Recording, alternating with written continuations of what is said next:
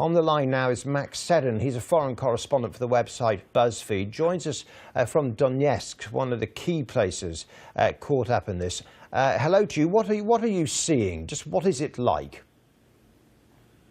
Well, it's not just in some of these towns across the province, key buildings that have been seized. It's the entire towns have been taken over by these militants. Ukraine's Interior Ministry announced an anti-terrorist operation this morning to try and reclaim the epicenter of the unrest, the town of Slavyansk, which is about an hour and a half outside Donetsk. And they didn't even make it inside the town. There was a shooting outside town, and one of their officers died, and the Russian forces said that pro-Russian forces said that one of their men died as well. You go into the town, there is no trace whatsoever of the Kiev central government having any control. You don't see any policemen standing around. All you see are these men, some of them in camouflage fatigues, mostly looking pretty irregular,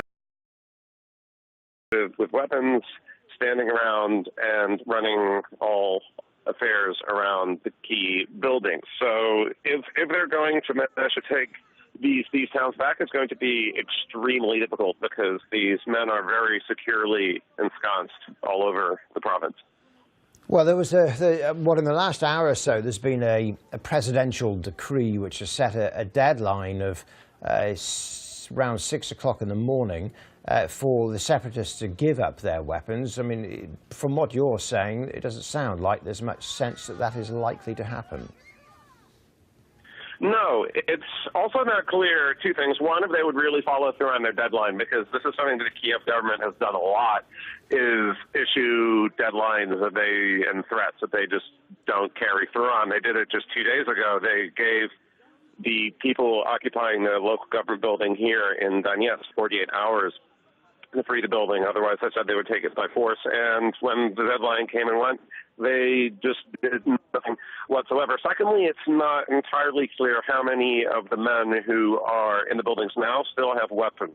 Yesterday, there was a lot of evidence that you can find online, taken by local people and journalists, that special forces, who special forces they might be, I can't say, but people who definitely appear to have military training and expertise, not to mention equipment, were involved in some of the raids on these buildings.